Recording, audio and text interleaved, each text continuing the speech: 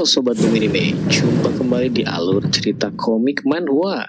Kali ini Dominime akan bahas salah satu komik menarik. Genre komik ini action, romantis, dan survival. Secara garis besar, komik ini mengisahkan perjuangan dua orang pelajar yang terdampar di sebuah pulau tak berpenghuni. Mereka harus bertahan hidup di pulau itu dan memulai kembali peradaban manusia di sana.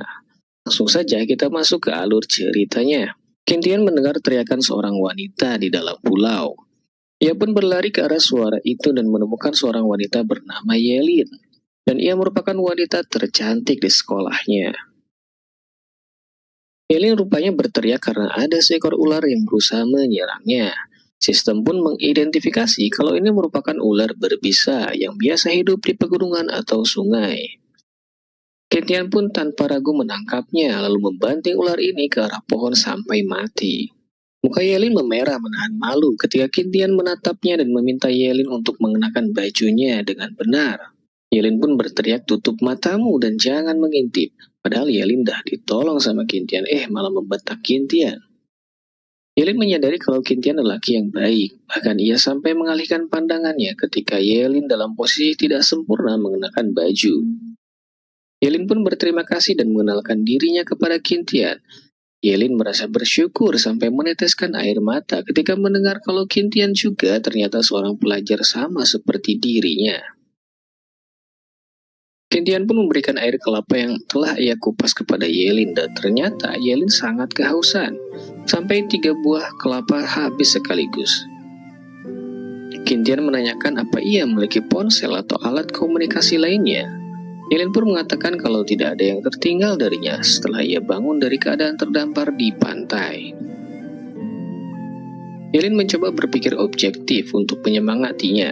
Kalau ada peristiwa besar yang menyebabkan banyak korban, maka hal itu akan menyita banyak perhatian di media.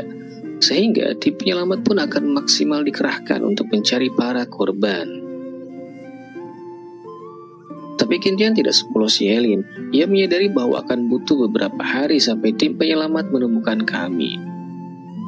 Jadi masalahnya adalah bertahan hidup sampai tim penyelamat datang.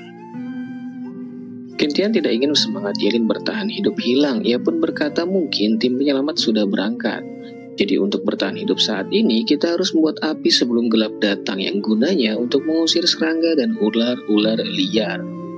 Mereka pun mulai berjalan-jalan di sekitar pantai guna mencari barang-barang atau bahan-bahan yang sekiranya bisa digunakan untuk menyulut api. Yelin pun menemukan sebuah botol plastik yang terkubur di pasir pantai. Kintian meminta Yelin untuk tidak membuangnya karena ia akan gunakan untuk menyulut api. Yelin memperhatikan dengan seksama ketika Kintian mulai menyusun ranting-ranting kering bersamaan dedaunan yang mudah terbakar. Ia mulai mengarahkan cahaya matahari yang terbiaskan dan terfokuskan dari botol plastik yang diisi air ke arah dedaunan kering. Dan akhirnya asap pun muncul dan mereka berhasil membuat api unggun kecil. Konsepnya ternyata sangat sederhana. Pada sudut tertentu botol plastik akan menjadi kaca pembesar yang akan memfokuskan cahaya matahari dan akan menyulut dahan dan dedaunan kering, lalu menimbulkan api. Tanpa terasa malam pun tiba. Yelin berucap, "Berapa lama lagi kita harus menunggu? Akankah kita mati kelaparan di sini?" Kintian pun kembali mencoba menyemangati Yelin dengan kondisi mentalnya sedikit turun karena kejadian ini. Ia berucap kalau tim SAR mungkin butuh 3 hari sampai 1 minggu untuk menemukan kita, dan terkait makanan, jangan terlalu khawatir karena di sini banyak pohon kelapa yang kita bisa dijadikan suplai makanan dan minuman bersih, setidaknya sampai 1 minggu di sini. Yelin tiba-tiba terkejut dan sedikit ketakutan ketika melihat Kintian mengeluarkan ular yang sebelumnya menyerang ia dan dibunuh oleh Kintian. Kintian pun langsung mengulitinya dan mengeluarkan bagian dalam tubuh ular yang tidak bisa dimakan. Rupanya ia hendak memanggang daging ular ini untuk setidaknya meredakan rasa lapar mereka. Yelin merasa jijik dengan makanan ini dan berucap kalau ia tidak mungkin mau makannya meskipun harus mati kelaparan. Kintian tidak memedulikan ucapan Yelin. Ia mulai memanggang daging ular itu di depan api unggun yang telah berhasil mereka buat. Setelah dirasa matang, Kintian pun memakan daging panggang itu di depan Yelin yang memperhatikannya sembari merasa jijik dan sedikit tertarik untuk mencobanya. Kintian mulai menggoda Yelin dengan berucap kalau daging ular ini ternyata memiliki teksturnya di luar dan lembut di dalam. Sepertinya aku bisa menghabiskan sendiri semua daging ini. Mendengar hal itu, Yelin pun berubah pikiran dan memberanikan diri memakannya. Dan ternyata rasanya enak sekali, ucap Yelin. Kintian merasa beruntung karena dalam kondisi ini, ia memiliki sistem yang dapat membantunya mengidentifikasi ular merah ini. Apa bisa ia memakannya meskipun ular ini cukup beracun? Kintian mulai menyadari kalau sedari tadi tanpa alasan yang ia ketahui sistem berada dalam kondisi mati dan ia gak tahu cara menghidupkannya lagi. Sekedar informasi, kalau di chapter 1, ketika Kintian terbangun di pinggir pantai, ia dikejutkan oleh sebuah layar proyektor muncul di depannya, yang memberitahu kalau ia telah tergabung dalam sistem. Sistem ini memberitahu informasi terkait fauna yang Kintian lihat dan memberikan poin di setiap ia membuat sesuatu dalam proses bertahan hidup di pulau ini. Tiba-tiba Kintian kaget dengan sistem yang tiba-tiba muncul di depannya, dan menginformasikan kalau host berhasil membuat api unggun. Ia menyadari kalau hanya dirinya sajalah yang dapat melihat sistem ini. Kintian mulai membaca informasi yang terdapat dari sistem. Kintian yang disebut oleh sistem sebagai host akan mendapatkan poin mulai upayanya bertahan hidup di pulau terpencil ini. Dan poin tersebut dapat ia tukarkan dengan item yang sesuai pada katalog mall system. Pada katalog buku pengetahuan terdapat banyak item yang dapat ditukar dengan poin, mulai dari pengetahuan tanaman liar, perangkap, dan memasak. Dan bagian bakat keterampilan terdapat item Hawkeye dan Silver Wolf, dan ada item misteri tanpa gambar yang harganya 10.000 poin. Saat ini Kintian masih belum dapat membeli item apapun di mall system karena poin yang ia peroleh baru saja mencapai 100. Ia juga belum tahu bagaimana caranya mendapatkan poin lagi, tapi ia yakin semakin ia lama nantinya, ia pun dapat ketahui cara menambah poin itu. Kintian membuat rencana untuk esok hari guna memenuhi kebutuhan tubuh karena tidak mungkin hanya mengandalkan daging dan air kelapa sampai tim penyelamat datang yang tidak dapat diketahui kapan akan datang. Mereka harus mulai mengumpulkan ikan dan udang di pantai besok harinya. Tiba-tiba Kintian terbangun dari tidurnya karena merasakan udara berubah menjadi sangat dingin. Ia pun melihat Yelin yang kedinginan sembari tetap tertidur dan berusaha membangunkan Yelin. Saat Yelin membuka matanya, ia melihat Kintian berada di dekatnya dan refleks berteriak dengan berkata, "Apa yang kamu lakukan?" Yelin menyangka kalau Kintian akan berusaha melakukan hal tak senonoh terhadapnya. Meskipun Kintian berusaha menjelaskan kesalahpahaman ini, tapi Yelin tetap saja tidak mempercayainya. Melihat perdebatan ini tak ada ujungnya, Kintian pun mengabaikan Yelin dan berpindah ke dekat api unggun yang ia buat sebelumnya dan meminta Yelin untuk segera mendekat ke api juga jika tidak ingin mati kedinginan. Panas dari api unggun ternyata masih belum cukup menghilangkan udara dingin yang dirasakan tubuh mereka. Kintian pun menyarankan agar kita berdua mencoba untuk berpelukan agar panas tubuh kita bisa mengurangi hawa dingin yang terasa di sini. Tapi Yelin menolak dengan keras saran Kintian ini. Semakin lama waktu berlalu, Yelin mulai merasakan mati rasa pada tangan dan kakinya. Ia pun memutuskan untuk melakukan apa yang disarankan Kintian sebelumnya, yaitu berpelukan di depan api unggun. Yelin meminta Kintian menutup matanya karena ia akan buka bajunya agar semakin maksimal panas tubuh yang akan diterima dari tubuh masing-masing. Tapi Kintian menjelaskan kalau kita tak perlu melakukan hal itu, karena hal itu hanya diperlukan apabila pakaian yang kita kenakan sangat tebal, maka perlulah untuk menanggalkannya. Tapi saat ini pakaian yang kita kenakan cenderung tipis, maka tidak perlu sampai melepaskan baju masing-masing. Kintian pun memeluk Yelin dari belakang sampai mereka terlelap tidur dan hangatnya matahari pagi pun tiba. Melihat cahaya matahari pagi muncul, Kintian segera berlari ke arah bibir pantai untuk mencari udang dan kepiting selagi air laut sedang surut. Yelin pun membantu mencari dan mengumpulkan kepiting sampai jarinya sempat terkena jepitan dari kepiting. Kintian pun menyuruh Yelin untuk memukul kepiting itu dengan batu agar bisa melepaskan jepitannya sampai akhirnya mereka berhasil mengumpulkan banyak kepiting dan seafood lainnya untuk sarapan dan makan hari ini. Kintian mulai menguliti kepiting yang mereka dapat dan hanya misakan sedikit daging kepiting untuk dimasak. Yelin merasa sayang dengan daging kepiting yang dibuang itu. Kintian pun menjelaskan kalau daging kepiting itu dingin, memakannya dalam jumlah banyak akan membuat tak nyaman perut. Sembari memakan seafood yang telah matang dalam panggangan batu sederhana, Kintian menuturkan kalau mulai malam ini kita harus pergi ke hutan dan membuat kemah guna mengatasi hawa dingin yang muncul di malam harinya. Yelin pun menanyakan kenapa tidak membuatnya di pantai saja. Kintian menjelaskan kalau di hutan lebih banyak pepohonan dan banyak sumber daya yang dapat digunakan untuk membuat kemah. dan juga lebih banyak sumber makanan yang mungkin akan kita dapatkan di sana dibanding di pantai. Sebelum berangkat ke hutan, Kintian memanjat pohon kelapa menggunakan ikat pinggang yang ia gunakan sebagai tali, mengambil beberapa buah kelapa lalu membelahnya dan memasukkan air kelapa itu ke dalam botol plastik yang sebelumnya ditemukan di bibir pantai. Kintian meminta Yeli untuk buang kelapa yang ia akan bawa. Kintian menjelaskan, jika terlalu banyak minum maka akan gampang membuatmu buang air. Mendengar hal itu, Yeli langsung membuangnya dengan muka kesal dan suntuk.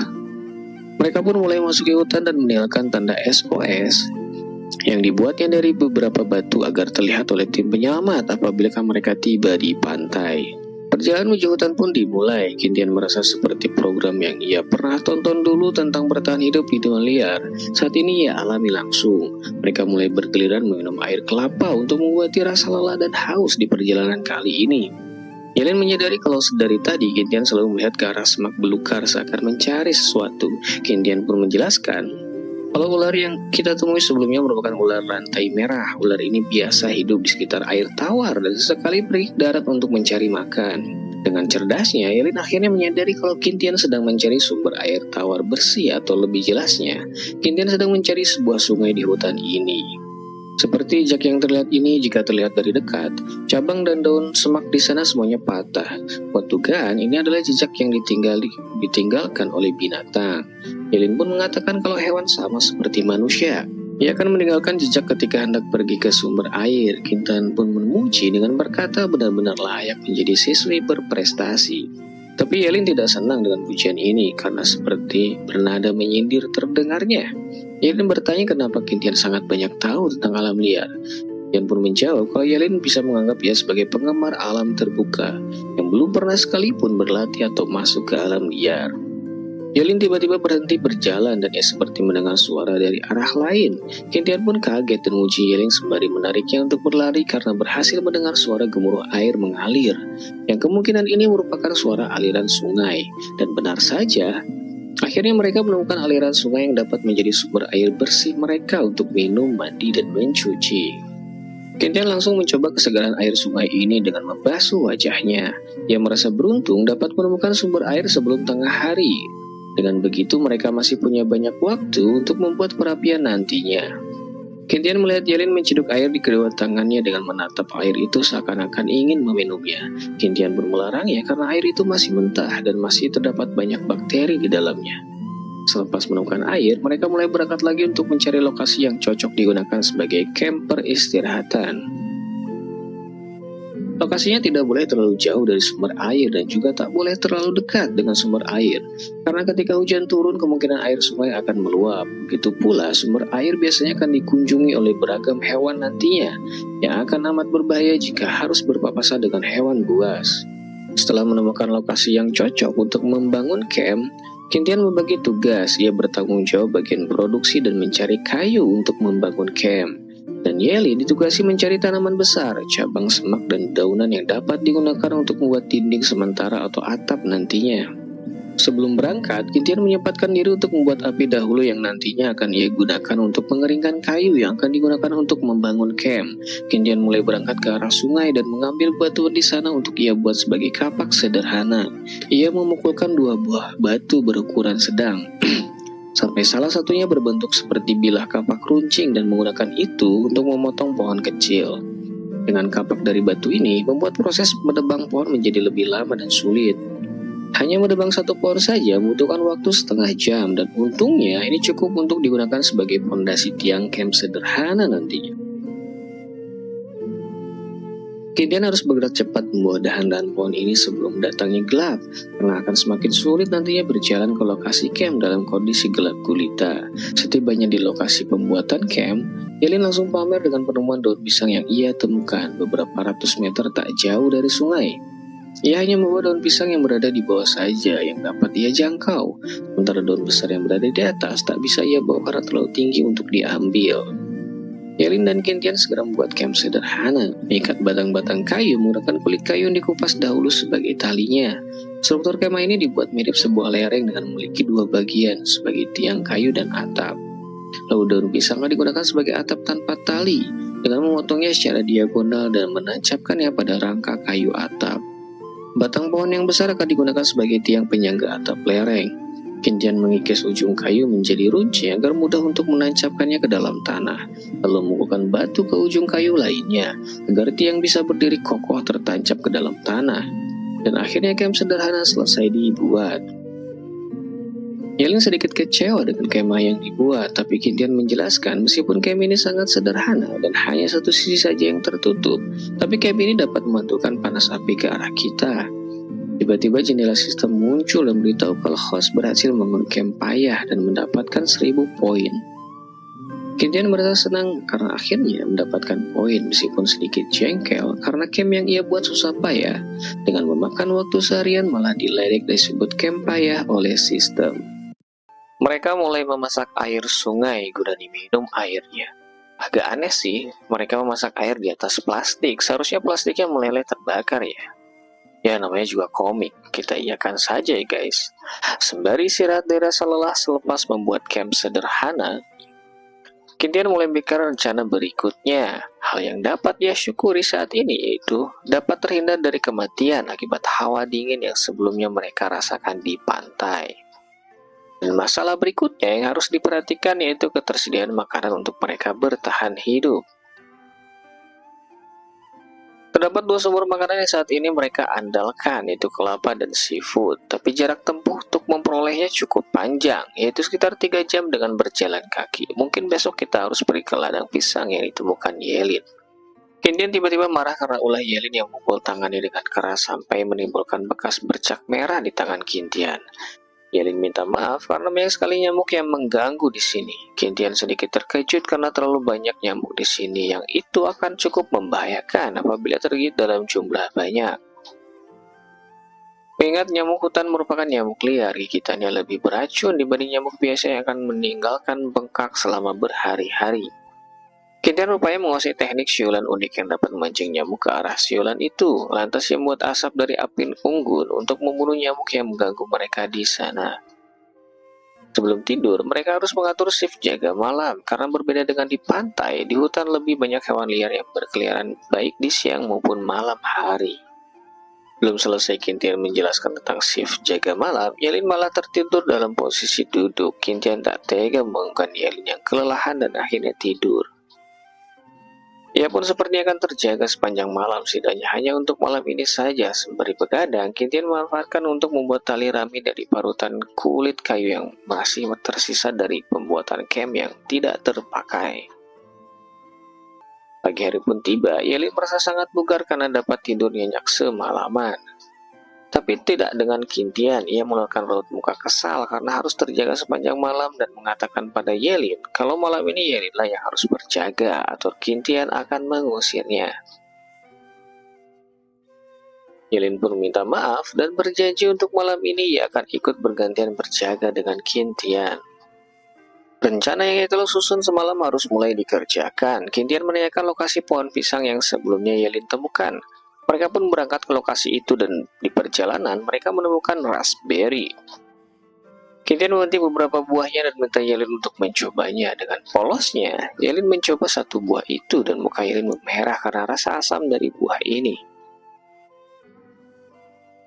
Ternyata Kintian sedang menjahili Yelin. Ia tahu padahal pada bulan ini raspberry belum matang dan biasanya kan matang pada bulan April. Jadi wajar kalau rasanya sangat masam. Mereka pun tiba di lokasi tumbuhnya pohon pisang dan ternyata pohon itu bukan pohon pisang tapi hanya mirip dengan pohon pisang. Sistem menjelaskan kalau tanaman ini merupakan tanaman musa yang buahnya mirip dengan buah pisang dan bisa dimakan. Kintian dan Yelin tetap akan mengambil buah ini karena tidak ada makanan lain yang dapat dijadikan makanan untuk sarapan hari ini. Kintian pun mengikatkan tali ke sebuah batu lalu melemparkan itu ke arah buah pisang lalu menariknya sekuat tenaga. Sampai buah dan pohonnya ikut tumbang, tapi untungnya pohon pisang ini tidak keras sehingga tidak menyebabkan luka berarti pada mereka. Kintian mencoba satu buah pisang itu, mengupasnya lalu memakannya dan ternyata masih terdapat banyak sekali biji di dalamnya. Rupanya ini merupakan pisang yang masih belum dibudidayakan sama sekali, sehingga masih terdapat biji di dalamnya dan tentunya sama sekali tidak bisa dijadikan makanan. Selain buah pisang, pada daun pisangnya biasanya akan ada ulat pisang yang bisa dijadikan makanan bersumber protein tinggi. Gideon pun mulai mencari dari belakang daun pisang dan benar saja, ditemukan beberapa ulat daun pisang berukuran cukup besar. Serangga pisang atau ulat pisang ini memiliki kandungan protein 4 kali lipat dibanding daging sapi, dan apabila digoreng sampai matang dan diberi bumbu maka rasanya akan sangat lezat, tak kalah dari rasa daging sapi. Setelah dirasa mendapat cukup banyak ulat pisang, mereka pun pergi kembali ke camp lalu masak ulat-ulat ini. Mereka memasak ulat ini di atas perapiran dengan penggorengan dari bahan batu. Yelin mencoba pertama kali ulat ini dan rasanya enak, mirip seperti pasta kepiting dan rasanya jauh lebih enak dibanding daging ular tempo lalu yang dimakan hari pertama di pantai. Yelin tidak merasa jijik makan ulat pisang ini karena ia pernah mencoba banyak makanan dari serangga di street food dahulu. Sehingga sudah bukan aneh lagi makan serangga yang berbeda. Selepas makan, Kintian merusak botol plastik dan menjadikannya sebuah perangkap ikan. Kintian menjelaskan saat melewati sungai ia melihat banyak ikan di sana. Dan seharusnya dengan perangkap ini kita bisa menangkap beberapa ikan kecil yang ada di sungai. Konsep perangkap ini sangat sederhana. Pintu masuk perangkap dibuat mengerucut seperti trompet. Bagian depan besar lalu mengecil di bagian akhir. Ketika ikan sudah masuk lalu mencoba keluar dari perangkap, maka ikan akan kesulitan. Karena bagian pintu keluar dari dalam perangkap sangat kecil, bahasa mudahnya, prinsip jebakan ini gampang masuk, susah keluar.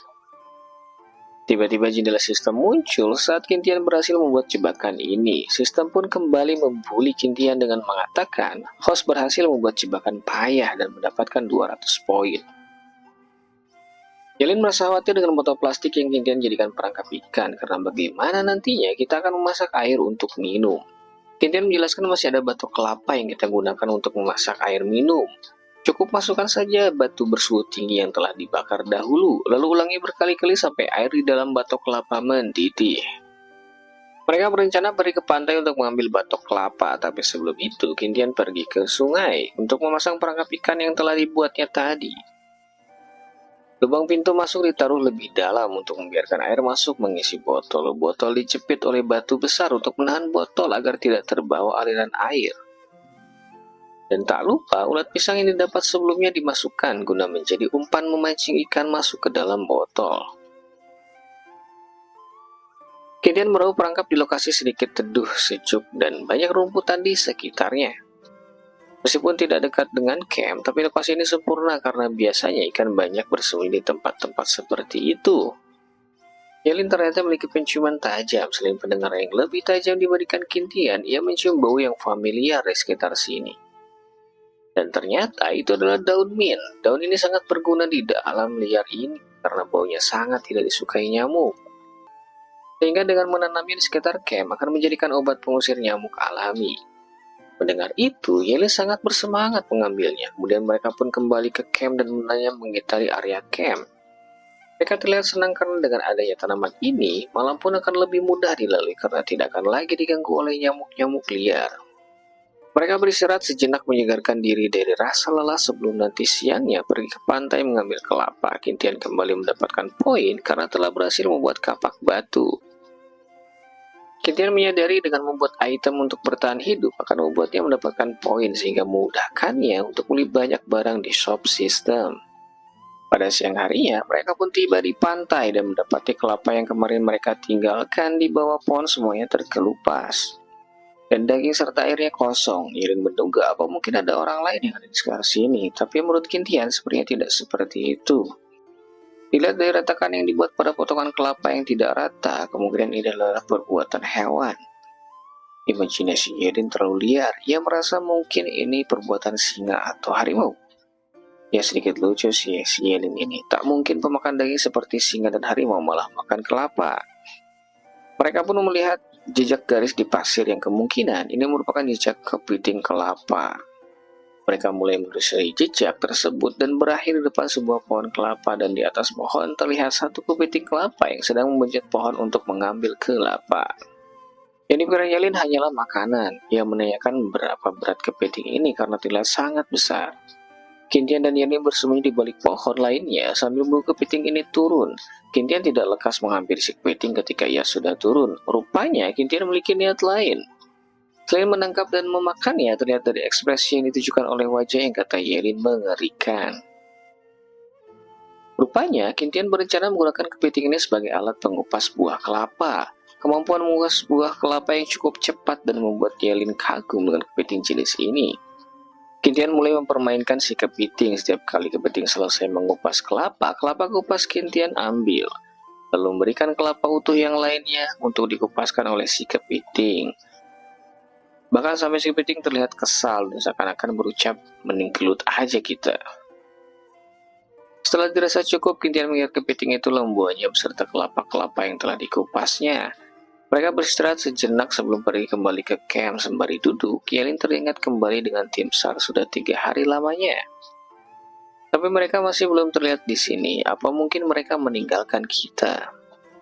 Yelin menampar kedua pipinya untuk menyadarkan dirinya dari rasa putus asa. Ia meyakinkan dirinya sendiri kembali kalau tim pencari dan penyelamat tidak akan pernah meninggalkan kita. Pastinya dalam waktu 1 minggu ke depan, tim SAR akan menemukan kita, tapi Kintian masih sedikit ragu tentang hal ini. Meskipun ia adalah orang yang paling siap jikalau ternyata tak ada satupun orang yang akan datang menyelamatkan mereka di sini. Mereka pun melanjutkan perjalanan menuju camp dan singgah dahulu di sungai untuk mengecek perangkap ikan. Tak terasa sudah masuk senja di sana. Kintian dan Yelin merasa senang karena banyak ikan yang terjebak di perangkap ikan yang mereka pasang. Kintian meminta Yelin pulang dahulu karena ia akan membersihkan ikan ini di sungai sebelum membawanya ke camp untuk dimasak. Serta memasang kembali perangkap ikan dan menjadikan jeroan ikan yang berhasil ditangkap sebagai umpan yang ditaruh di dalam perangkat baru. Layar sistem pun tiba-tiba muncul kembali, memberitahu kalau Kintian mendapatkan poin lagi. Kali ini poin yang didapat cukup besar, yaitu 500 poin. Poin ini dapat atas hasil menyelesaikan tugas memancing master, dan sekarang Kintian telah berhasil mengumpulkan total 2000 poin dan dapat membeli sesuatu di mall system.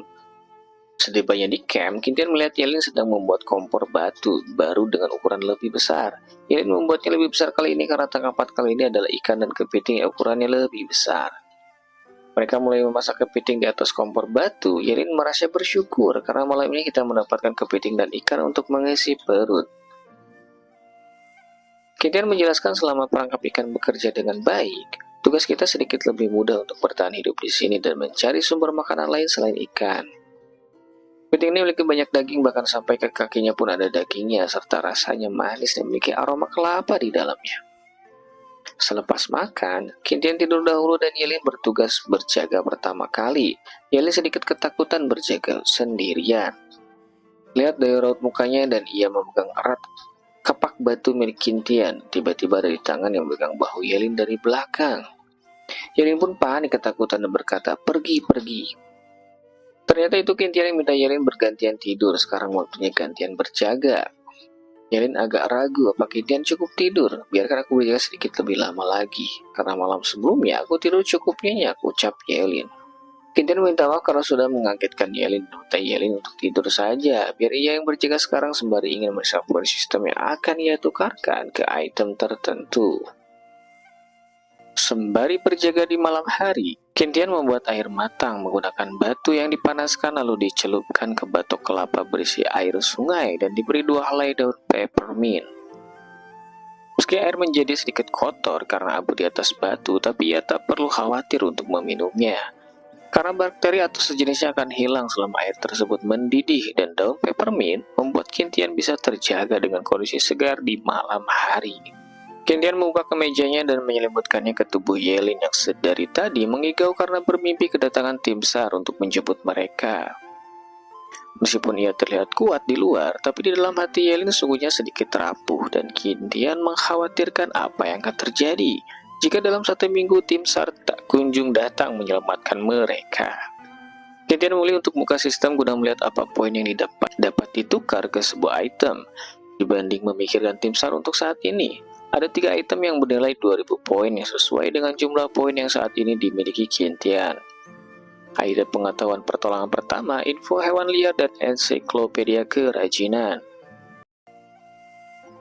Dengan mempertimbangkan kebutuhan alat-alat produksi penunjang bertahan hidup, Kintian memilih ensiklopedia kerajinan untuk dibeli dengan poin terlebih dahulu. Sesaat setelah gambar item pada layar sistem diklik, semua pengetahuan terkait kerajinan-kerajinan penunjang kebutuhan produksi masuk seketika ke otak Qintian.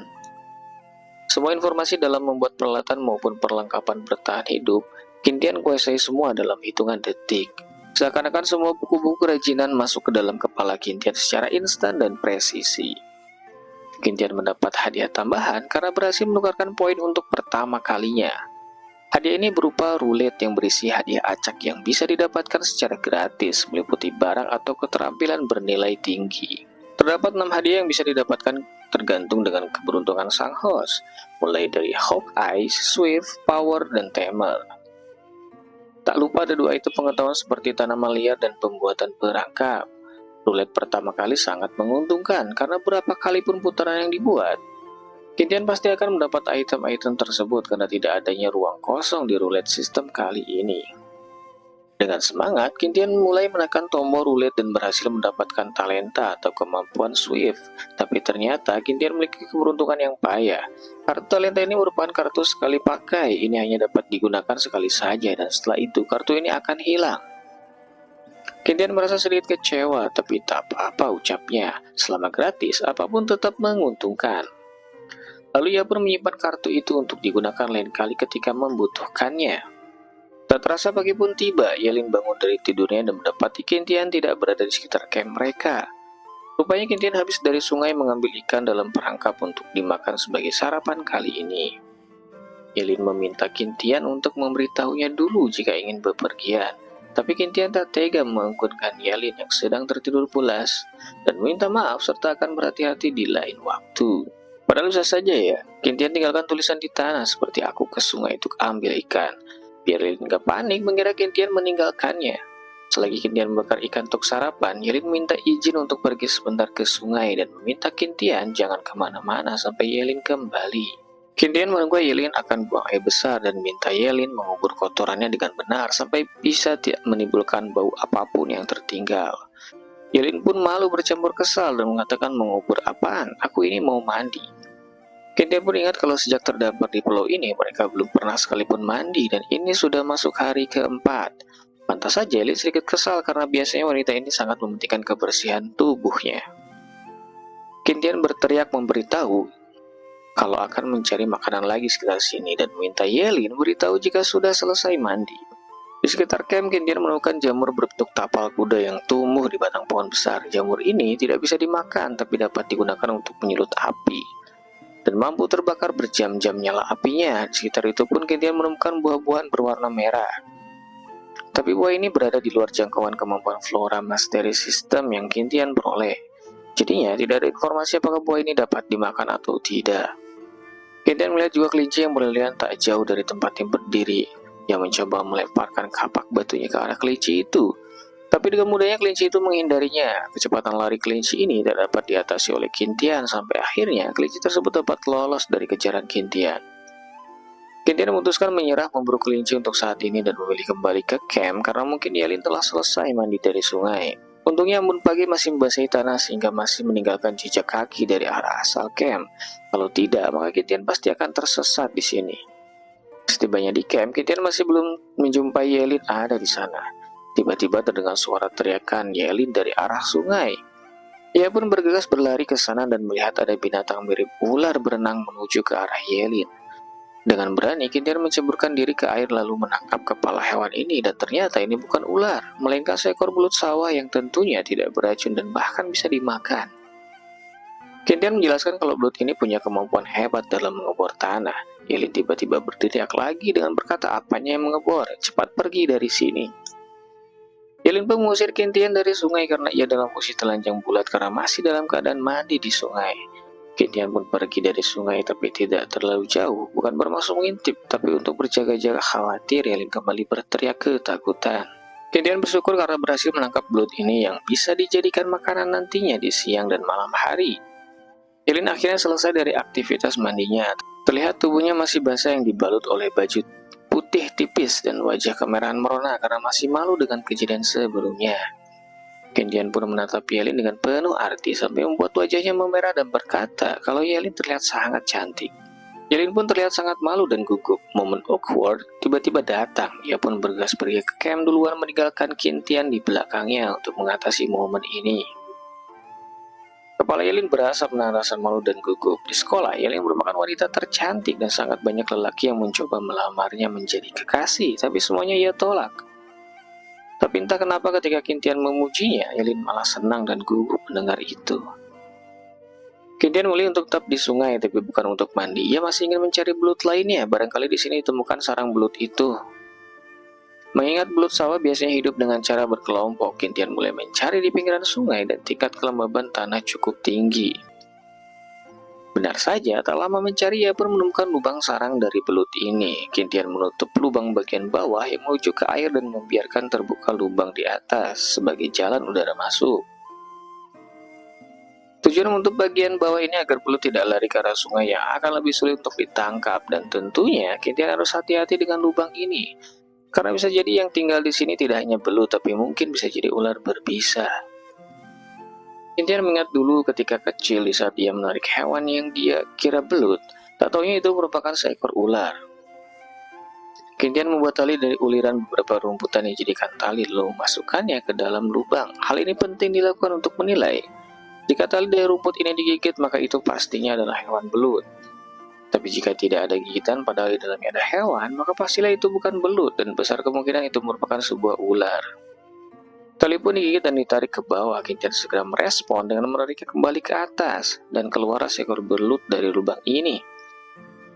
Setelah dirasa cukup mendapat perolehan sumber makanan belut ini, Qingtian pun kembali ke camp dan di sana sudah ada wanita cantik yang terlihat sangat senang melihat Qingtian membawa beberapa ekor belut untuk makanan di camp sederhana ini. Qingtian berkata untuk jangan senang dulu karena belut yang ia dapat hanya 3 ekor saja. Padahal ia sudah berkeliling di sekitar sungai mencari belut lainnya. Karena itu, belut yang didapat sekarang tidak bisa langsung dimasak semua karena keterbatasan sumber makanan yang kita dapatkan. Qingtian berencana menggunakan metode pengasapan pada daging belut ini agar dagingnya dapat dikonsumsi dalam jangka waktu berhari-hari tanpa khawatir akan membusuk. Qingtian mulai membuat tiang penyangga yang akan digunakan untuk menaruh daging belut. Qingtian hanya bisa mengasapi daging ini 3-4 jam saja dan dagingnya bisa disimpan sekitar 2-3 hari. Lihat Qingtian sangat bekerja keras untuk memenuhi kebutuhan mereka berdua, Yelin pun menjadi tak enak rasa. Ia menanyakan pada Qingtian apa ada yang bisa Yelin lakukan untuk membantunya. Qingtian pun minta Yelin untuk menenun benang yang akan ia ajarkan caranya nanti karena kita akan sangat membutuhkan lebih banyak tali nantinya. Yelin pun mulai membuat tali dari rumutan dan kulit kayu dan minta Yelin untuk menghangatkan kompor batu untuk digunakan memasak selepas Qingtian pulang dari sungai. Qingtian pergi ke sungai untuk melihat jebakan ikan di sana. Jebakannya dapat ditaruh di pagi dan sore hari saja, yang itu artinya hanya ada 6 ekor ikan saja yang bisa dimakan. Itu hanya cukup untuk memenuhi 1 hari makan untuk seorang saja. Karena ada daging belut asap yang dapat dimakan untuk kebutuhan 2-3 hari, Qingtian menyimpan ikan hasil tangkapan hari ini dengan memeliharinya di sekitar sungai. Membuat penghalang batu mengitari ikan untuk mencegah ikan kabur kembali ke sungai, dan selama 3 hari, kemungkinan akan terkumpul lusinan ikan yang dengan itu mereka tidak perlu lagi khawatir tentang makanan selama 3 hari ke depan. Dan memanfaatkan waktu 3 hari ini untuk mencari suplai makanan lain dan menyempurnakan lagi kemah mereka. Malam pun akhirnya tiba. Qingtian dan Yelin terlihat sangat senang ketika melihat daging belut yang mereka masak di atas kompor batu akan segera matang. Qingtian menaburkan beberapa buah raspberry dengan gaya seorang chef ketika menaruhnya di atas kompor batu. Yelin bergetar keenakan ketika menyantap daging belut dengan tambahan rasa raspberry. Daging belut yang lembut dipadu dengan rasa buah asam manis membuat indera perasa terangsang sepenuhnya, terlihat dari ekspresi Yelin yang keenakan ketika memakannya. Keesokan harinya, Qingtian pergi ke tempat ditemukan kelinci kemarin hari. Ia membawa jamur yang dapat digunakan sebagai pemantik api dan bisa bertahan nyala apinya sampai berjam-jam, serta menimbulkan asap yang cukup banyak. Qingtian mengecek tanda di pohon yang ia tinggalkan tempo hari. Ia pun harus segera mendapatkan kelinci ini karena persediaan daging belut sudah habis dan yang tersisa hanya ikan-ikan kecil. 2 hari yang lalu Qingtian tidak mencari persediaan makan dan hanya mengandalkan daging belut saja karena ia berfokus mengupgrade kemah yang mereka gunakan sebagai tempat tidur. Qingtian merubuhkan kemah lama dan membuat kemah baru. Kali ini ia membuat kemah dengan 2 sisi lereng sehingga dapat menahan hawa dingin lebih maksimal.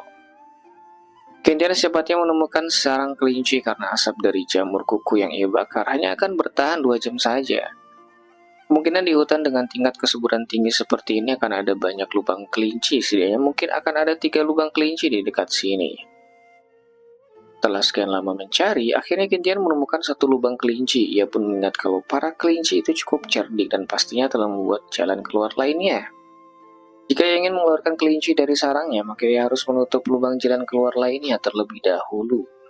Kintian akhirnya menemukan total 5 lubang dan 3 diantaranya sudah ia tutup menggunakan batu besar yang akan sulit dipindahkan oleh para kelinci. Ia menyisakan 2 lubang lainnya terbuka. Satu lubang terbuka ia gunakan sebagai pintu masuk asap dan ia akan menunggu di satu lubang terbuka lainnya sebagai satu-satunya jalan keluar para kelinci dari lubang penuh asap ini. Dan benar saja, 2 kelinci akhirnya berlari keluar dari sarangnya. Satu kelinci kecil berhasil ditangkapnya, sementara satu kelinci besar lainnya berhasil kabur. Kintian melihat ke dalam lubang dan mendapat 3 kelinci lagi yang sedang bersembunyi ketakutan. Rupanya yang tersisa di sarang merupakan anak-anak kelinci, sehingga total Kintian berhasil menangkap 4 kelinci sekaligus.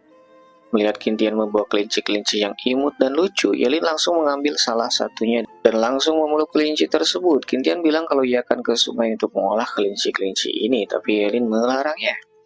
Yelin berucap jika kita ingin memakannya, setidaknya biarkan mereka sedikit gebuk dulu, agar dagingnya menjadi lebih banyak nantinya. Kelinci yang dipegang Yelin pun ketakutan melihat Yelin terlihat sangat kejam di balik paras wajahnya yang cantik dan rupawan. Mereka akhirnya menetapkan untuk memakan kelinci yang lebih besar dahulu, lalu memelihara kelinci kecil lainnya sampai sedikit lebih besar untuk dijadikan makanan nantinya. Kintian pun pergi ke sungai lalu menyembelih kelinci ini dan menguliti kulitnya serta menyimpan kulitnya, siapa tahu nantinya akan berguna suatu saat nanti.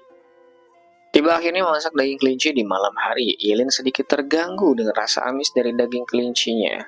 Kintian pun menyarankan Yelin untuk makan ikan bakarnya saja biar daging kelincinya menjadi makanan Kintian malam ini. Kintian mendapati hari ini ia terlihat sangat bahagia dan menanyakan alasannya. Yelin pun berucap, kalau besok merupakan hari ke-7 yang mungkin saja tim SAR akan tiba di pantai guna menjemput mereka. Yelin pun menanyakan apa Kintian tidak senang kita pergi dari sini besok. Kintian pun menjawab, tentunya aku juga senang, meskipun sepertinya Kintian memprediksi kalau tim SAR tidak akan datang menyelamatkan mereka. Setelah acara makan selesai, Kintian mencoba api dari kayu. Kintian ingin mempelajari sesuatu yang baru yang berguna di alam liar ini. Meskipun kita sudah memiliki api di sini, ada beberapa cara membuat percikan api yang terdapat pada ensiklopedia kerajinan tangan, mulai dari tembakan ganda, busur kayu, api log klasik, dan teknik menggosok. Kintian memilih menggunakan teknik busur kayu karena dirasa lebih sederhana dan bisa dilakukan mandiri. Asap pun mulai muncul saat Kintian memutar busur kayu itu sampai akhirnya api pun menyala pada jerami kering tempat pengumpul percikan api kayu meskipun Kintian terlihat berkeringat setelahnya. Keesokan harinya mereka bersiap untuk pergi meninggalkan camp. Yelin berencana mengeluarkan kelincinya dari kandang ini tapi Kintian berucap tidak perlu.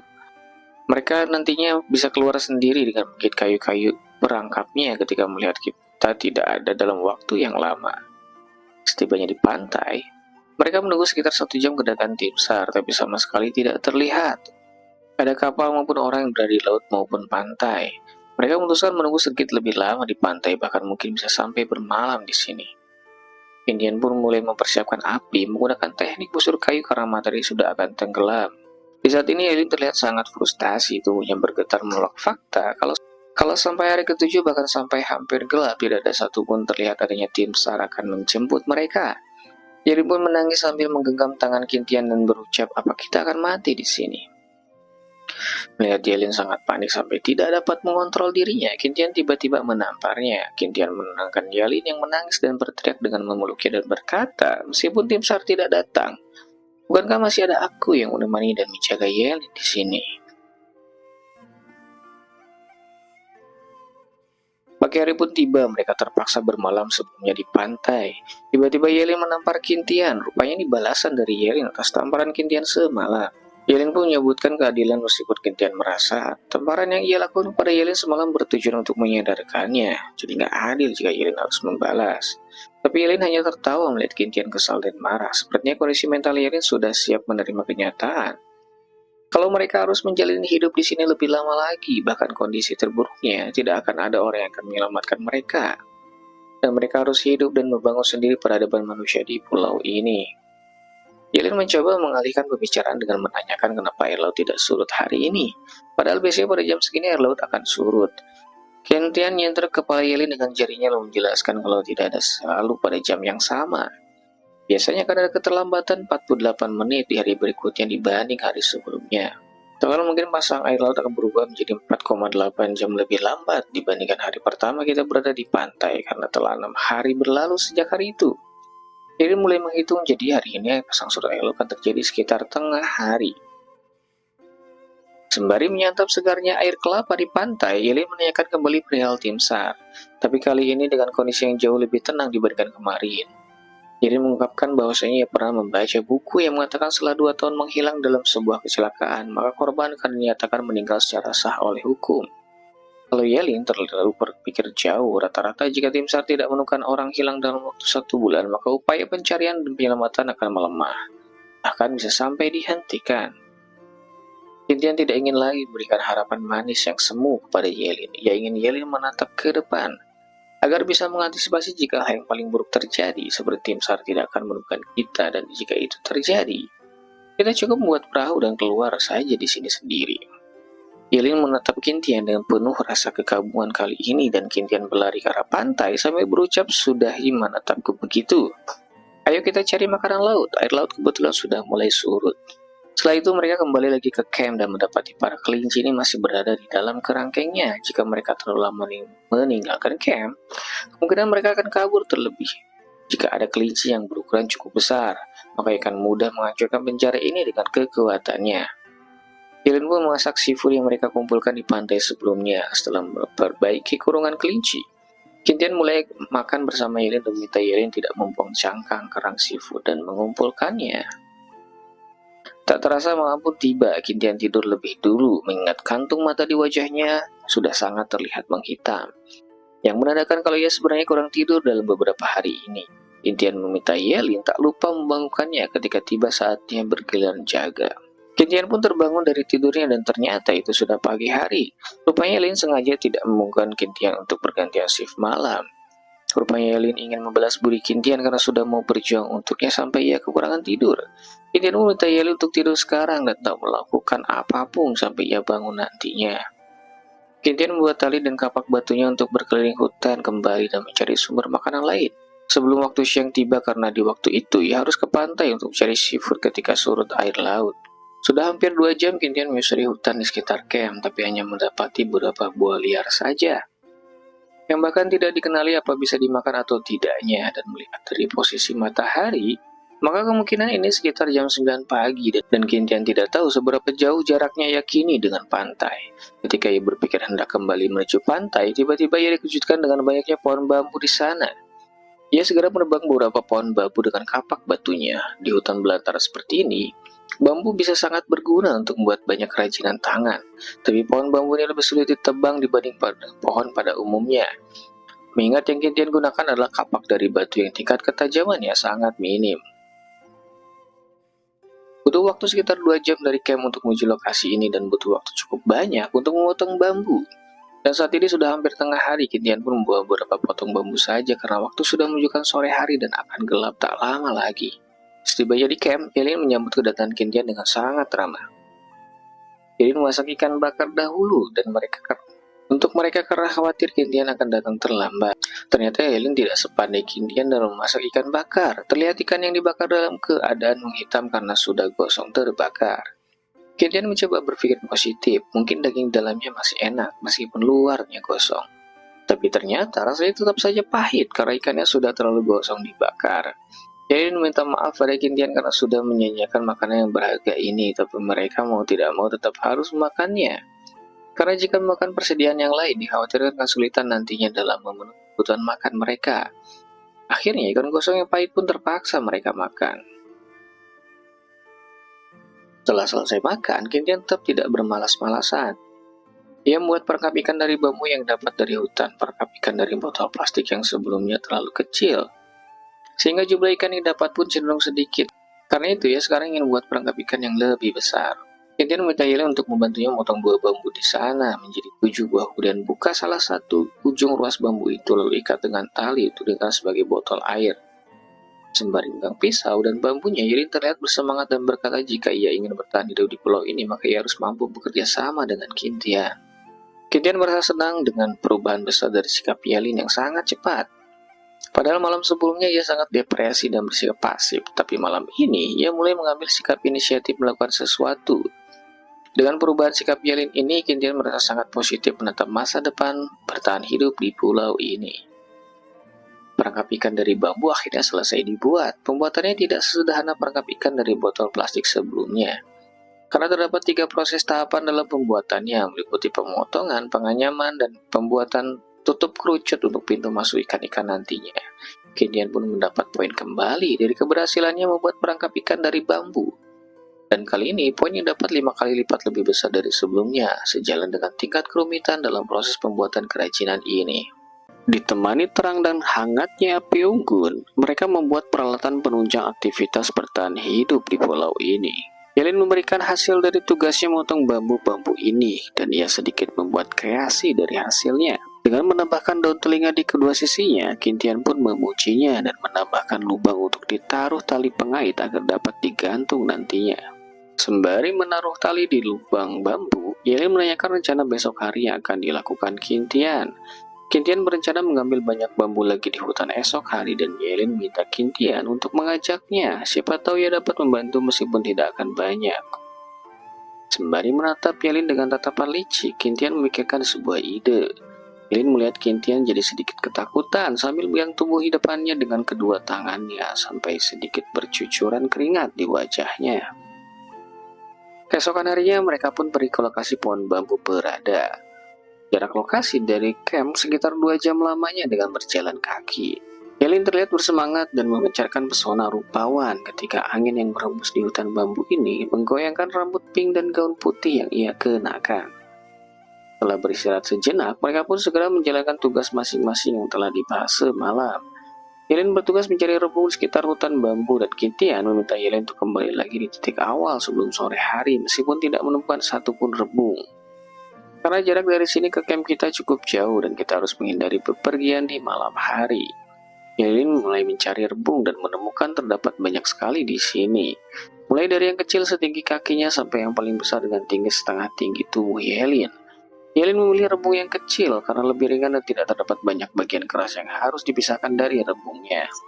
Setelah mendapat cukup banyak rebung, Yelin mengikatnya dan segera pergi ke titik awal. Mereka kumpul di hutan bambu ini. Tapi tiba-tiba ia mendengar suara babi hutan di belakang dan mencoba tetap tenang tanpa bersuara agar tidak ketahuan oleh babi hutan meskipun ia gemetar ketakutan. Yelin pun berlari dengan kencang ke arah Kintian berada dan minta Kintian ikut dengannya ke lokasi di mana babi hutan berada. Kintian bergegas menarik tangan Yelin dan berlari dari hutan bambu ini karena ia tahu meskipun babi hutan bukan pemakan daging, tapi babi hutan sangat agresif menyerang manusia. Pelarian Kintian dan Yelin pun menjadi percuma karena jumlah babi hutan yang lumayan banyak dan tersebar di hutan bambu ini. Kintian beri kode pada Yelin untuk bergerak perlahan dan sehening mungkin agar tidak diketahui oleh para babi hutan ini. Tapi hal itu percuma, satu babi hutan menyadari keberadaan mereka dan mengejar keduanya dengan agresif. Ternyata babi hutan lainnya juga ikut mengejar Yelin dan Kintian. Kintian menyadari jika terus seperti ini mereka akan terkejar karena para babi hutan ini berlari dengan sangat cepat. Yelin pun akhirnya kelelahan berlari dan minta Kintian pergi meninggalkannya. Biar ia saja mengorbankan diri untuk keselamatan Kintian. Tapi Kintian bukan lelaki pengecut. Ia berpindah posisi ke depan Yelin sambil memegang kapak batunya dan mencoba menakuti para babi dengan berteriak sangat kencang. Gerombolan babi pun sempat berhenti terdiam dan sedikit takut dan panik. Kintian memanfaatkan momen ini dengan kembali menakuti mereka dengan melemparkan kapak batunya ke arah kerumunan babi dan seketika para babi pun berhamburan melarikan diri dan mereka pun akhirnya terselamatkan. Meskipun mereka sudah pergi, tapi mereka akan kembali lagi, jadi tidak ada waktu untuk bersantai. Kita harus segera pergi dari sini setelah aku mengambil kapak batunya, ucap Kintian. Ketika mengambil kapak batu, terlihat dari balik semak-semak terdapat satu babi hutan yang terpisah dari gerombolannya dalam kondisi gemetar kesakitan. Ternyata babi ini mengalami luka di bagian kakinya dan karena itulah ia tertinggal dari kawanannya. Meskipun ia sendiri dan dalam kondisi terluka, tapi justru babi hutan akan lebih agresif karena nalurinya dalam bertahan hidup akan muncul semakin tinggi. Kintian pun melemparkan kembali kapak batunya dan mengenai kepala dari si babi hutan, tapi ini tak cukup untuk menumbangkannya. Babi hutan pun mulai berlari mengejar dan menargetkan Kintian, dan ia meminta Yeli untuk pulang ke camp dahulu sembari berlari dari kejaran babi hutan. Kintian membuka sistem dan menggunakan kartu item talenta yang ia peroleh dari hadiah gratis roulette. Kartu talenta ini merupakan kartu sweep cheetah yang memungkinkan host memiliki kemampuan berlari secepat cheetah atau macan tutul selama 1 hari penuh. Kintian pun akhirnya bebas dari kejaran sang babi hutan, tapi kemampuannya sangat menghabiskan banyak kekuatan fisik. Dan khawatir dia akan mati jika harus terus berlari seperti ini. Hanya 3 menit saja Kintian mampu berlari dengan kemampuan kartu ini, meskipun kartu ini bisa bertahan penggunaannya selama 1 hari. Ternyata babi itu masih terus mengejar Kintian dari belakang. Kintian memutuskan untuk memanjat pohon untuk menghindari serangan babi ini karena sudah tidak mungkin lari lagi, mengingat kemampuan ini sangat menguras tenaga dan fisik penggunanya. Babi hutan pun tidak kenal menyerah, ia mencoba merobohkan pohon tempat Kintian bersembunyi sampai hampir membuat pohon itu roboh. Tapi kondisi tubuhnya semakin melemah karena luka yang dideritanya. Kintian mencoba mengambil kesempatan ini untuk melawan langsung. Kintian mengecoh si babi hutan ketika berlari sampai akhirnya babi hutan itu pingsan karena kepalanya menabrak pohon besar di belakang Kintian. Lalu Kintian menusukkan belati ke arah kepala sang babi hutan sampai akhirnya babi hutan ini akhirnya mati dengan banyak tusukan belati di tubuhnya, dan sistem pun memberi notifikasi kalau host berhasil memburu babi hutan dan mendapatkan 2000 poin. Karena besar tubuh babi hutan ini, Kintian tidak membawanya semua dalam keadaan utuh. Kintian harus membawa daging babi ini sedikit demi sedikit, tapi itu tetap tidak bisa dilakukan saat ini. Karena hari sudah mulai gelap, akhirnya Kintian menutup seluruh tubuh babi hutan ini dengan ranting dan dedaunan dan berharap tidak ada yang memakan babi hutan ini sampai ia besok kembali ke sini lagi. Setibanya di camp, Kintian melihat Yelin membuat kapak batu dan mengumpulkan abu dari perapian dan mengikatnya pada robekan bajunya. Kintian menanyakan akan kau gunakan untuk apa abu tersebut. Tanpa sadar, Yelin pun menjawab ini untuk menyerang babi hutan. Jika bertemu dengan babi hutan lagi, aku akan melemparkan abu ini ke wajah mereka, lalu melarikan diri dan mencari Kintian di hutan bambu itu. Tiba-tiba Yelin tersadar kalau yang bertanya itu merupakan Kintian. Yelin memeluk Kintian sambil menangis dan bersyukur kalau Kintian tidak terluka, terlebih mati dan meninggalkannya seorang diri di sini. Yelin menyadari kalau baju Kintian semuanya basah kuyup. Kintian mulai buka baju dan celananya di depan Yelin, tapi ia lupa kalau Yelin adalah wanita. Tapi Yelin tidak masalah dengan kondisi sekarang ini dan meminta Kintian untuk membukanya dan mengeringkannya di dekat api. Kintian pun memanggil Yelin sembari berpose ketika buka celana di depan Yelin. Yelin terkejut sambil menutup wajahnya dan mengatakan Kintian bodoh. Kenapa harus pamer segala? Ternyata Kintian hanya bercanda karena ia masih memakai celana dalam untuk menutupi bagian sensitifnya. Sembari menunggu pakaiannya kering, mereka makan ikan bakar yang Kintian bawa dari sungai. Kintian mulai bercerita tentang kejadian yang menimpanya saat dikejar babi hutan itu. Ia berhasil memburu babi hutan tapi tidak sempat membawa dagingnya karena hari sudah malam dan memilih menyembunyikannya dengan berharap dagingnya masih utuh untuk dibawa pulang besoknya. Yelin bertanya kenapa Kintian harus kembali lagi ke sana untuk mengambil daging babi, padahal kondisinya sangat berbahaya karena banyak babi hutan lainnya yang masih hidup. Kintian menjelaskan daripada berdiam diri dan menunggu mati, lebih baik menghadapi kesulitan bertahan hidup di sini meskipun memiliki resiko buruk nantinya. Kintian berencana menggunakan busur bambu untuk memecah dan sedikit menangani kawanan babi hutan di sana. Esokan harinya Kintian bergegas kembali ke tempat mayat babi hutan yang ia sembunyikan. Dengan talenta swiftnya yang masih bisa digunakan, kembali ke lokasi itu akan menjadi cepat. Dan benar saja, sebagian dari tubuh babi ini sudah terkoyak dan dimakan oleh hewan di hutan. Beruntung bagian kaki sapi pahanya masih tetap utuh sehingga masih ada yang dapat dimanfaatkan. Kintian mulai memotong dengan belatinya bagian dari tubuh babi ini yang masih dapat diambil. Mulai dari tendonnya dan dagingnya yang masih ada cukup banyak tersisa dan kemungkinan cukup untuk persediaan selama 1 bulan ke depan. Kintian membawa daging babi ini dengan mengikatkan ke beberapa batang bambu yang ia telah ambil kemarin, lalu menggunakan talenta sweep yang masih tersedia waktunya untuk berlari dengan cepat kembali ke camp mereka. Setibanya di camp, Kintian mengingatkan Yelin yang sedang serius membuat jarum dari tulang kelinci yang sudah mengering dan tanpa sengaja membuat luka tusukan pada jari Yelin. Kintian meminta maaf karena sudah mengagetkannya sampai melukai tangan Yelin, meskipun luka tusuk itu Yelin yang melakukannya. Mata Yelin terlihat berbinar-binar ketika melihat kaki babi dan banyaknya daging babi yang Kintian bawa. Yelin berucap dengan sebanyak ini udah cukup untuk makan selama 1 minggu. Kintian pun menjawab kalau kita bisa berhemat, teh ini sangat cukup untuk persediaan makan selama sebulan seharusnya. Kintian tidak hanya mengambil dagingnya saja, tapi lemaknya pun ikut ia bawa. Tapi untuk masak lemak babi ini tidak bisa menggunakan kompor batu. Kintian pun berencana membuat panci dari tanah liat. Kintian meminta Yelin untuk memperhatikannya dengan baik karena nantinya yang akan mengurusi proses produksi peralatan dari tanah liat adalah Yelin. Terdapat 6 cara membuat kerajinan gerabah dari ensiklopedia pengetahuan yang Kintian dapatkan dari sistem, mulai dari metode mencubit, pembentukan tongkat lumpur, pembentukan moodboard, brushing, pengecoran, dan terakhir yaitu metode cetakan. Karena keterbatasan peralatan digunakan, makanya 3 metode awal yang disebutkan sajalah yang dapat diaplikasikan saat ini. Untuk pertama kalinya membuat kerajinan gerabah, maka bagi pemula seperti kita, metode yang cocok dipakai adalah metode tongkat lumpur. Dan akhirnya jadilah mangkok pertama berbahan tanah liat, tapi bentuknya seperti tumpukan kotoran. Kintian pun membuangnya dan mengulang kembali pembuatannya sampai dirasa sedikit mirip dengan mangkok pada umumnya. Kintian pun terkait-kait karena ternyata Yelin lebih mahir dari dirinya dalam kerajinan ini. Ini berhasil membuat 3 set mangkuk berikut sendoknya dengan mudahnya dibanding Kintian yang hanya dapat membuat satu saja dengan susah payah. Dan hasilnya pun sangat jelek dibandingkan milik Yelin. Kintian mulai mengumpulkan mangkuk buatan Yelin dan membuat lubang berukuran panjang dan menaruh pegangan untuk dibakar. Sampai mengerah sebagai alas. Kemudian membuat semacam tabung sebagai tong tempat pengrajinan dan pengerasakan tembikar nantinya. Tanpa terasa, sore pun tiba. Waktu berlalu lebih cepat dalam pengerjaan kerajinan tembikar ini. Mereka memutuskan menyudahi untuk hari ini dan mulai beristirahat sembari makan olahan daging babi. Yelin pun memberikan baju yang ia telah jahit di bagian yang robek. Kintian memuji Yelin karena inisiatifnya. Yelin berucap kita tidak punya pakaian ganti, cepat atau lambat baju kita akan compang-camping. Meskipun kemampuan menjahitku sangat bagus, tapi itu akan jadi hal yang sia-sia saja. Kintian pun mencoba membesarkan hati Yelin dengan berucap, tak perlu khawatir. Nanti kedepannya kita akan memiliki baju ganti dan semuanya akan baik-baik saja. Hal ini ia ucapkan dengan penuh percaya diri karena Kintian memiliki sistem yang dapat membantunya membuat peradaban baru di pulau terpencil ini. Kintian mencoba inovasi lain dan bertahan hidup di pulau terisolir ini. Ia mencoba menjadikan cabang pohon lalu mengupasnya sampai memunculkan serabut-serabut yang mirip dengan sikat gigi. Kintian dan Yelin menggunakan cabang pohon sebagai sikat gigi dan arang yang sudah dihaluskan sebagai pasta giginya. Mereka sudah lebih dari 1 minggu belum membersihkan giginya dengan benar dan mencoba cara tradisional ini.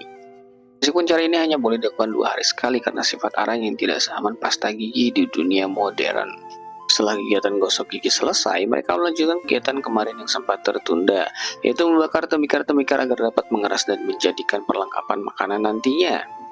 Proses pembakaran tembikar ini memerlukan waktu sekitar 5 jam untuk tembikar mentah dan prosesnya tidak berhenti sampai di pembakaran saja. Setelah pembakaran, tembikar harus didinginkan semalaman sebelum akhirnya bisa digunakan. Membakar tembikar pun rentan dengan kegagalan seperti keretakan pada tembikar dan deformasi mungkin bisa terjadi karena tergantung suhu api dan lingkungan sekitar. Juga mempengaruhi kualitas dari tembikar nantinya. Kintian pun meminta Yelin untuk membantu lebih banyak lagi tembikar sebagai cadangan. Yelin sedikit enggan ketika harus membuat tembikar cadangan sendirian, tapi Kintian menjelaskan kalau ia gak bisa membantu karena harus menjaga suhu api tetap stabil. Terlebih hasil tembikar buatan Yelin jauh lebih bagus dibanding buatan Kintian. Mendengar pujian dari Kintian, Yelin sedikit pongah dan akhirnya bersemangat membuat cadangan kerajinan tembikar. Di tengah hari, selepas tembikar yang dibakar pertama selesai, mereka sedikit kecewa. Karena dari 3 tembikar yang dibakar hanya 1 saja yang utuh dan berhasil dikeraskan. Usai mereka membakar berjam-jam terlihat sia-sia jadinya. Sembari menghancurkan tembikar yang gagal dikeraskan, Kintian memikirkan solusi atas hal ini. Ia mencoba menghaluskan tembikar gagal lalu mencampurkannya ke adonan tembikar baru. Hal ini dilakukan karena di dalam keramik terdapat bahan yang disebut klinker yang terbuat dari bubuk tembikar yang dibakar. Dengan menambahkannya ke dalam tanah liat dapat meningkatkan viskositas tanah liat dan mengurangi penyusutan tanah liat selama pembakaran sehingga membuat tembikar menjadi lebih keras dibanding tanpa campuran ini. Pengerjaan kerajinan tembikar pun dikerjakan sampai tengah malam. Kintian yang tidur lebih dulu minta Yelin yang sedang membuat tembikar untuk bergantian istirahat. Kintian melihat kondisi pembakaran tembikar meskipun kali ini dari 4 pembuatan hanya 2 saja yang berhasil. Tapi ada progres yang lumayan meningkat ditambah apabila dapat menjaga suhu panas api stabil. Maka tingkat keberhasilannya akan terus meningkat dan sampai tengah malam ini. Akhirnya mereka mampu membuat kerajinan tembikar yang siap digunakan cukup untuk menunjang kebutuhan sehari-hari di camp mereka. Keesokan harinya, terlihat awan mendung mulai hadir di camp mereka di saat mereka sedang akan memasak lemak babi. Kintian menambahkan sedikit air ke dalam masakan lemak babi ini dengan tujuan meningkatkan jumlah minyak dan mencegah minyak menjadi hangus nantinya. Memasak lemak babi akan memakan banyak waktu sembari menunggu lemak babi matang sempurna dan mengeluarkan minyak. Kintian akan buat sabun untuk kebutuhan mandi dan mencuci. Ia menggunakan cangkang kerang yang dikumpulkannya bersama Yelin selepas makan seafood. Yelin memperhatikan dengan seksama penyelesaian Kintian dan prakteknya. Kintian pun berlagak seperti guru yang sedang mengajar muridnya. Ia bertanya kepada Yelin bagaimana alkali dan minyak bereaksi. Lalu Yelin menjawabkan ada reaksi saponifikasi. Dan Yelin pun akhirnya mengerti ternyata istilah sampo itu berakar dari reaksi kimia bernama saponifikasi. Bubuk cangkang kerang berperan sebagai kalsium karbonat lalu dipanaskan pada suhu tertentu disebut kalsinasi. Maka kalsium oksida pun didapat, lalu kalsium oksida ini dicampur ke dalam air panas dan akan membentuk senyawa lain yang bernama kalsium hidroksida. Lalu ditambahkan dengan abu tumbuhan sebagai kalium karbonat untuk menghasilkan larutan metil hidroksida. Larutan ini yang nantinya dicampurkan dengan lemak babi sampai akhirnya memicu saponifikasi dan akhirnya menjadi sabun.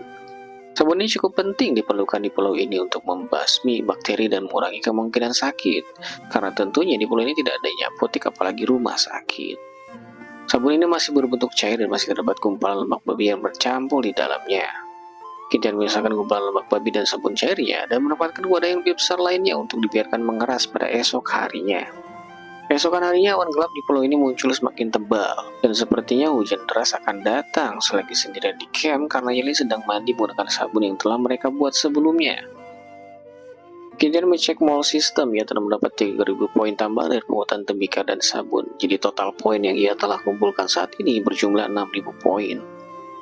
Ia berencana membeli talenta lainnya dan masih membutuhkan sekitar 5.000 poin. Semoga aja pembuatan busur panah yang akan dilakukan sekarang dapat membeli poin yang ia butuhkan untuk membeli talenta tambahan. Yelin akhirnya kembali setelah mandi dari sungai. Kintian menanyakan apa sabun yang kita buat kemarin bekerja dengan baik. Dengan wajah terlihat cukup puas, Yelin mengatakan lumayan busanya banyak, tapi jika digunakan keramas, rambut akan menjadi agak kering. Mendengar hal itu, Kintian memberikan sisir yang dibuat dari kayu untuk Yelin dan Yelin terlihat senang sambil berucap terima kasih dan ternyata ada udang di balik batu dari hadiah sisir yang ia berikan pada Yelin. Kintian meminta Yelin membersihkan kulit babi dari minyak menggunakan sabun untuk menghindari busuk dan bau. Sementara Kintian mulai menghangatkan bambu di dekat api dengan tujuan mengurangi air yang terkandung di dalamnya. Lalu membelah bambu menjadi dua bagian, satu bagian menjadi bagian lunak dan bagian satunya adalah bagian yang kerasnya. Dan tak lupa menyikat kulitnya agar menjadi sedikit lebih halus ketika nantinya digenggam.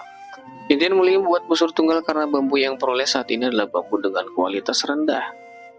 Setelah prototipe potongan busur selesai dibuat, proses pembuatan bambu dilakukan dengan memanfaatkan pasak kayu yang ditancapkan di tanah sebagai media pembentuk lengkungannya. Perlu seharian buat dua lengkungan busur ini, kemungkinan baru besok busur panah dapat selesai dibuat. Tiba-tiba suara petir terdengar menggelegar. Yelin berarti kalau hujan akan datang. Kintian meminta Yelin untuk segera membantunya masukkan kaki babi dan urat ke dalam toples agar tidak berjamur, dan tak lupa sabun yang telah dibuat juga harus diamankan di dalam tenda kita. Mereka bertutur di dalam tenda berdua sembari makan.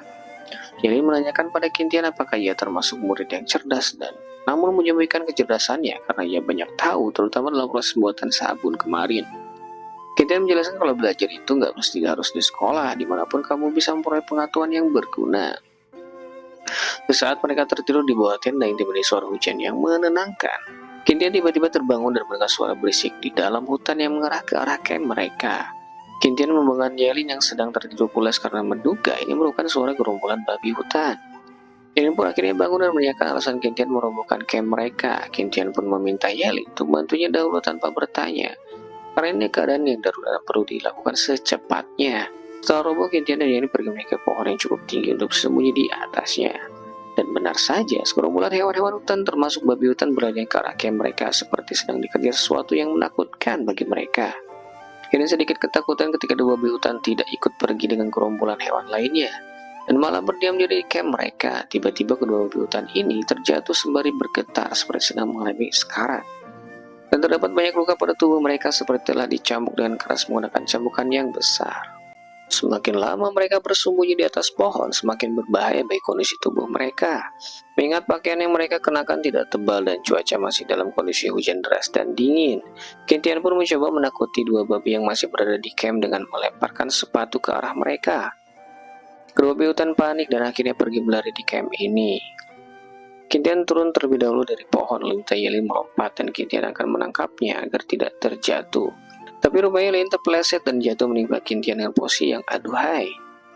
Dan sistem tiba-tiba memberi notifikasi kalau host berhasil mendapatkan 3000 poin dari menyelesaikan misi hujan yang berbahaya. Hujan pun akhirnya reda dan mereka mulai merapikan kembali tenda sederhana yang mereka robohkan untuk menghindari kerusakan parah pada tenda akibat serangan dari para hewan. Kelinci dan sabun masih bisa selamat dari amukan para hewan, meskipun hanya sebagian kecilnya yang masih bisa terselamatkan. Kintian tiba-tiba minta Yelin menyerahkan celana dalamnya, tapi ini bukan adegan 18+ ya guys. Kintian berencana mencuci celana dalam Yelin berbarengan dengan pakaiannya, guna menghemat sabun yang akan digunakan mencuci. Tapi Yelin bersikeras tidak ingin celana dalamnya dicucikan oleh Kintian, cukup bajunya saja yang boleh Kintian cuci bersama. Kintian mulai pergi ke sungai untuk mencuci pakaian mereka dan tak lupa mengecek perangkap ikan dan bersyukur kalau perangkapnya tidak hanya terbawa air sungai yang meluap akibat hujan semalam. Pada malam harinya, mereka mengenakan pakaian primitif karena pakaian yang sebelumnya dicuci masih belum kering. Kintian memakai celana yang terbuat dari dedaunan dan membiarkan tubuh bagian atasnya terbuka. Sementara Yelin mengenakan baju yang terbuat dari kulit babi yang sebelumnya ditangkap Kintian. Sembari berjaga di malam hari sebelum bergantian shift dengan Yelin, Kintian berpikir untuk segera menyelesaikan pembuatan busur panahnya. Ingat serangan dari kawanan babi hutan semalam membuat mereka harus segera mempersenjatai diri agar dapat melawan atau mengusir kawanan hewan-hewan ini. Potongan bambu yang sebelumnya selesai dibengkokkan disatukan menggunakan ikatan tali rami, campuran kulit kelinci dan urat babi yang telah dikeringkan berhari-hari. Kintian gunakan sebagai tali busur yang cukup kuat untuk direntangkan. Selanjutnya pembuatan anak panah. Kintian menggunakan bahan kayu yang tersedia untuk membuat beberapa anak panah kayu atau cabang pohon yang telah ia haluskan kulit luarnya. Dipanaskan terlebih dahulu untuk menghilangkan kelebihan air serta mengurangi beratnya. Lalu menambahkan batu runcing pada satu gigi kayu sebagai mata panahnya. Dan akhirnya busur bambu pun selesai dibuat dengan 3 anak panah yang dapat dibuat saat ini. Dan Kintian kembali mendapatkan perolehan poin sebesar 2000 dari pembuatan busur panah. Kintian merasa sangat senang karena hanya dalam 2 hari ia mampu mengumpulkan tambahan 5000 poin, yang itu artinya ia kini telah mengumpulkan total 11.000 poin. Dan dapat memilih 2 talenta kemampuan sekaligus. Sebelumnya ia telah mendapatkan kesempatan merasakan talenta cheetah yang membuatnya dapat bergerak dan berlari lebih cepat. Tapi talenta ini akan kurang efektif jika harus berhadapan dengan babi hutan yang terkenal tidak kenal lelah. Itupun dengan talenta kekuatan, ini hanya akan berguna jika lawan 1 versus 1. Tapi kalau gerombolan babi hutan akan beda ceritanya. Kita memilih talenta Swift Cheetah terlebih dahulu karena untuk serangan, ia sudah memiliki busur bambu di tangan. Penyerpan talenta pun dimulai, keringat bercucuran di tubuhnya ketika proses ini berlangsung, dan setelah proses selesai, kita merasa tubuhnya menjadi sangat ringan, dan semua rasa lelahnya hilang seketika, seperti baru bangun dari tidurnya yang sangat lama. Besokan harinya, mereka kembali membereskan camp yang sempat porak-poranda akibat serangan kawanan babi hutan. Beruntungnya masih banyak barang yang dapat diselamatkan. Hanya beberapa tembikar saja yang pecah dan pondasi kayu yang roboh. Mereka memutuskan untuk membuat kembali tembikar-tembikar yang beberapa di antaranya pecah akibat serangan sebelumnya. Karena pengalaman pembuatan yang telah mereka lakukan sebelumnya, pembuatan tembikar kali ini berjalan lancar. Hanya dalam 2 hari, mereka mampu membuat lebih dari solusi tembikar yang cukup untuk digunakan sehari-hari. Berbeda jauh dengan ketika pertama kali mereka membuat tembikar. 2 hari dilalui, tapi hanya 3 tembikar saja yang dapat dibuat. Pada hari ketiga setelah serangan babi hutan di camp, Kintian mulai berlatih menggunakan busur panah bambunya. Kintian berhasil membuat busur ini berkat bantuan sistem. Meski sebelumnya ia tidak pernah bermain busur panah, oleh karenanya dalam hal akurasi panah, ia sangat frustasi dibuatnya. Namun setelah tak kenal lelah berlatih berhari-hari, akurasi Kintian dalam memanah mengalami peningkatan yang pesat. Meski belum bisa dikatakan mahir, tapi untuk membidik hewan dengan ukuran yang cukup besar seperti babi hutan, maka akurasi saat ini sudah sangat cukup digunakan. Keesokan harinya, Kintian mulai memberikan diri pergi ke hutan bambu. Kondisi tanah dalam perjalanan ke sana sangat becek karena hujan sebelumnya dan ribunya pohonan membuat sinar matahari tidak masuk ke dalam. Bahkan ia sampai sempat melihat adanya kecebong yang hidup di atas bunga yang di tengahnya dibasahi air hujan 4 hari sebelumnya. Sampainya di hutan bambu, Kintian menemukan banyak rebung yang keluar akibat sapuan air hujan. Ia memilih tidak masuk lebih dalam ke hutan bambu untuk menghindari kawanan babi hutan yang sebelumnya ditemukan Yelin di dalam hutan bambu ini.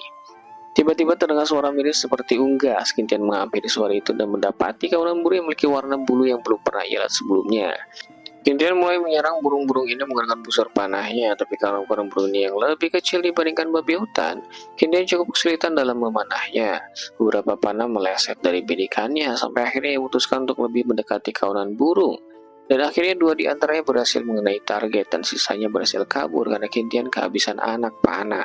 Jangan lupa klik subscribe, like, dan aktifkan loncengnya ya.